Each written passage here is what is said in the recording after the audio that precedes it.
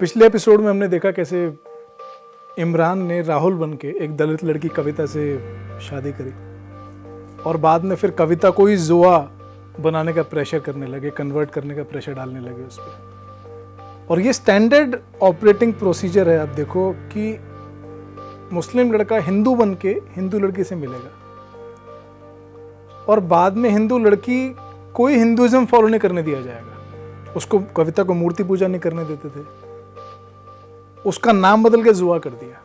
मेरे को तो जुआ ही कहते थे। मेरे जबरदस्ती मेरे आधार कार्ड चेंज कराने के लिए बोल रहे हैं, मेरे जाति प्रमाण पत्र सब मेरे स्कूल के डॉक्यूमेंट्स में सब में जो है। मैंने कि मैं क्यों कराऊं, मैं तो जिस नाम से हूँ मैं तो उसी से रहूँगी, मैं क्यों बदलूँ। नहीं बदलने के लिए मैं लेके जाने के लिए बोले तेरे सारे स्कूल के कागज भी जलाएंगे। क्यों जलाओगे तुम मेरे स्कूल के कागज? अब आपको गप दी कि हिस्टोरिकली दलितों ने कास्ट ऑपरेशन से बचने के लिए इस्लाम कबूल करा मेडिवल इंडिया में, इस्लामिक इन्वेडर्स के टाइम पे। और आज 21वीं सदी में एक दलित लड़की को कन्वर्ट करने के लिए ऑपरेस करा जा रहा है।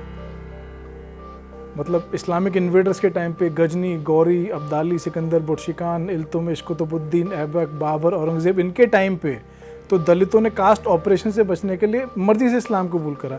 और आज 21वीं सदी में जब माहौल पीसफुल है उस ज़माने के कंपैरेटिवली, तब एक दलित लड़की कन्वर्ट नहीं करती तो उसको इमरान फिर अपने बड़े भाई से रेप करवाता है, अपने दोस्तों को बुला के उनसे रेप करवाता है। बड़े दो भाई थे, उससे आते करके चले जाते कभी भी जो उनसे का मौका लगता।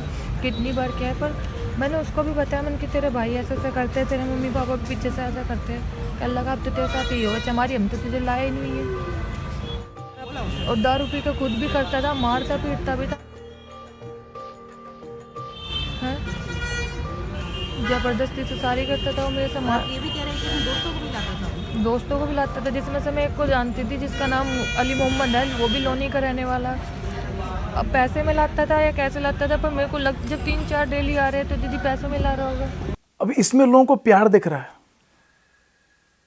अब रेप में भी प्यार दिखने लग गया है बिकॉज इमरान के दोस्तों ने करा है। हिंदुस्तान में रिवाज है, आप देखो कश्मीरी पंडितों को निकाला, उसको कश्मीरियत बोल दिया। रोहिंग्या बसाए जाते हैं, उसको जमहूरियत बोल देते हैं।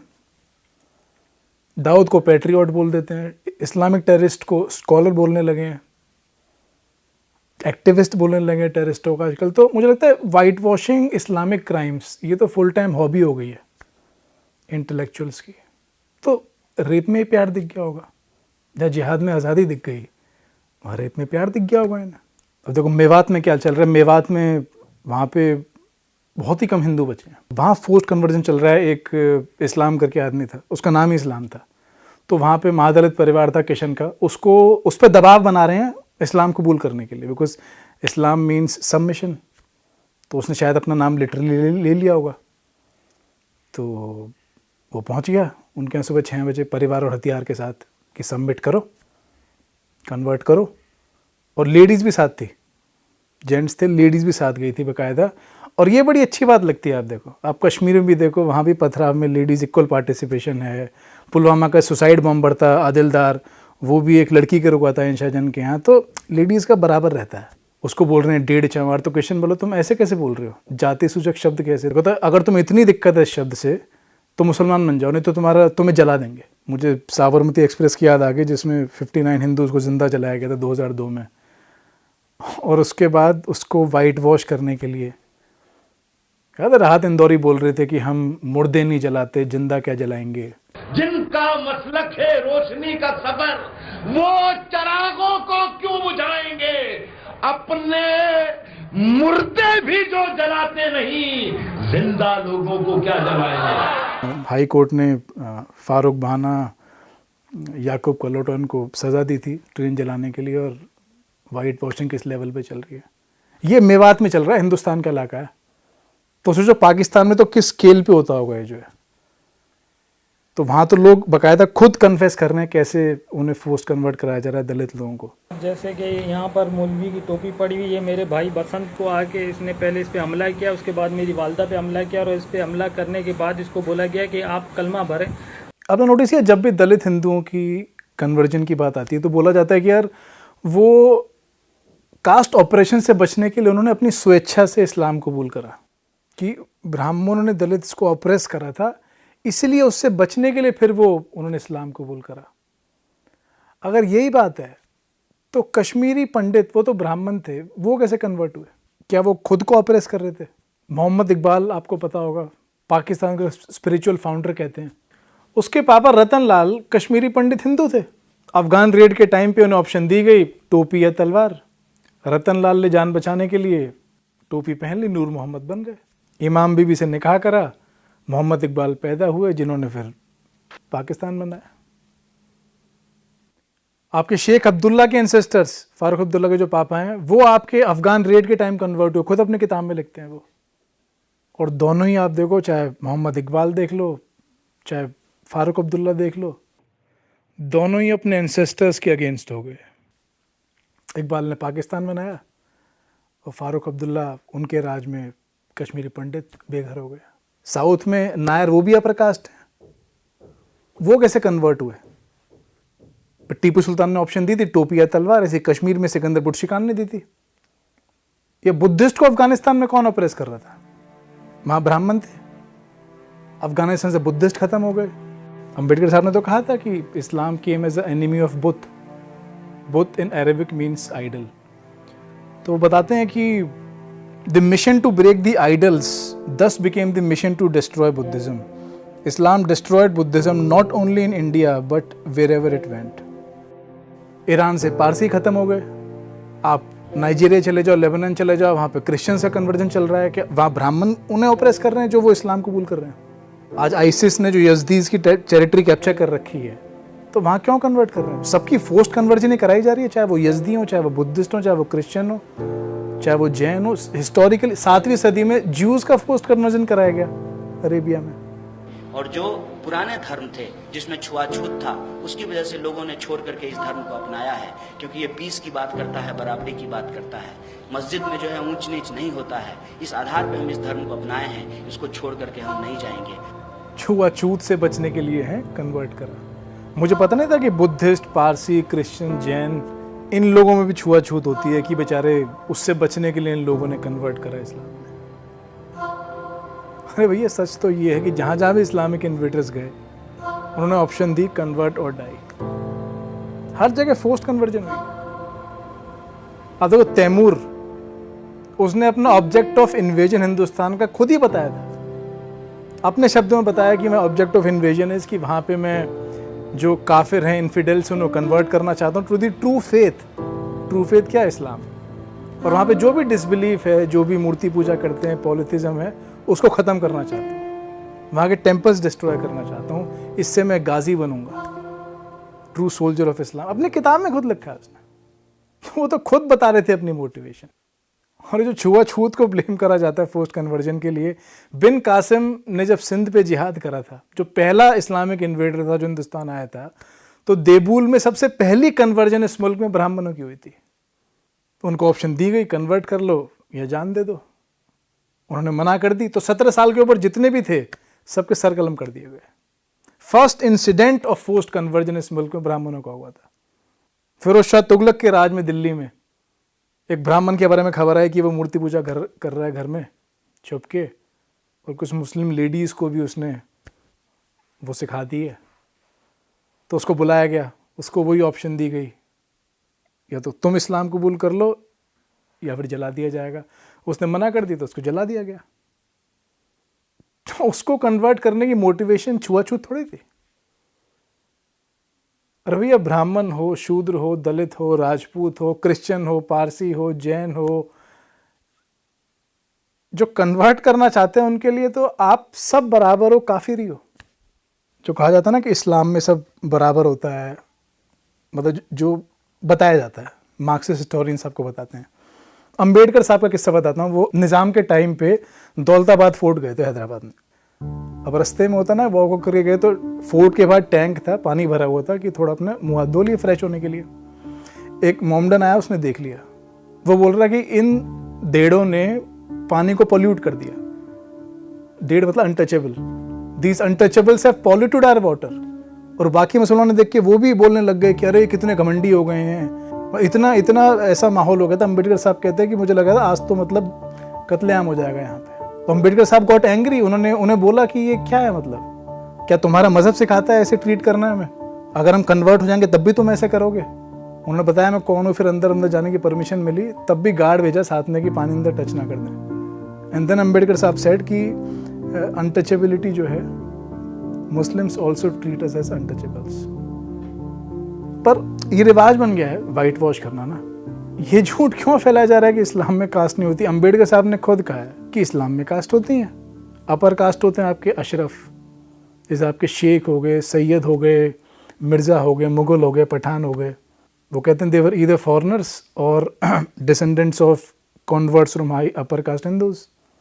दूसरे होते हैं अजलफ, ये हो गए दर्जी, जोलाहा, फ़कीर, बढ़ई, कसाई, हज्जाम। और थर्ड आपके होते हैं अर्जल, जिन्हें सबसे लोएस्ट माना जाता है, कि जिनको मस्जिदों में घुसने की परमिशन नहीं होती या कब्रिस्तानों में नहीं होती। अम्बेडकर साहब ने कहा। और अगर इस्लाम में इतनी ही इक्वालिटी होती तो 1947 पार्टीशन के टाइम अम्बेडकर साहब दलितों को वेस्ट पाकिस्तान, ईस्ट पाकिस्तान से हिंदुस्तान में आने के लिए क्यों बोलते? वो इतना हाथ थे, वो कह रहे थे कि पाकिस्तान में जबरन इन्हें कन्वर्ट कराया जा रहा है और आने नहीं दिया जा रहा है हिंदुस्तान में। हैदराबाद में घर जलाए जा रहे हैं, फोर्स कन्वर्जन हो रही है ताकि इनकी मुसलमानों कन्वर्ट करके मुसलमानों की आबादी बढ़ा सके। तो अम्बेडकर साहब ने कहा कि तुम हिंदुस्तान आ जाओ। अगर इतना ही इस्लाम में सब बराबर थे, उससे कन्वर्ट होकर ऑपरेशन खत्म हो जाता है, तो अम्बेडकर साहब बोलते कि वहीं रुक जाओ। उन्होंने क्यों बोला इंडिया आ जाओ? एक जोगेंद्र मंडल थे, वो जिन्ना की बातों में आगे चले गए थे, पर जब ढाका में कत्लेआम हुआ हिंदुओं का, 10,000 हिंदू मारे गए, किसी ने सुने नहीं। वो डिसइल्यूजन्ड होकर हिंदुस्तान आ गए। अब पाकिस्तान से तो आ गए, पर यहाँ से कहाँ जाएंगे? उसके बाद साहिल भाईजान उनकी माँ डंडा ला मारने लगी। उसके बाद भाईजान चाकू से मार दिया। पुराने धर्म थे जिसमें छुआछूत था, उसकी वजह से लोगों ने छोड़ करके इस धर्म को अपनाया है। आप लोग थोड़े तादाद में हो, आप इन झंझटों को छोड़िए, आप मुसलमान हो जाइए, दीन भाई हो जाइए। आप जब दीन भाई हो जाएंगे तो ये सारे झंझट निपट जाएंगे। ना कोई बरातों में झगड़ा होगा, ना कोई चक्कर होगा, क्योंकि ये पीस की बात करता है, बराबरी की बात करता है।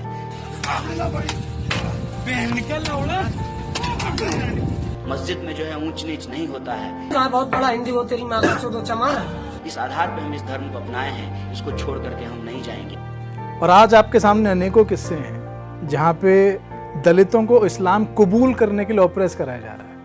एक आपका तमिलनाडु का किस्सा है, रामलिंगा करके दलित आदमी था, वहाँ पे उसके इलाके में लोग कन्वर्ट कराने के लिए आए इस्लाम में दलितों को, उसने अपोज करा।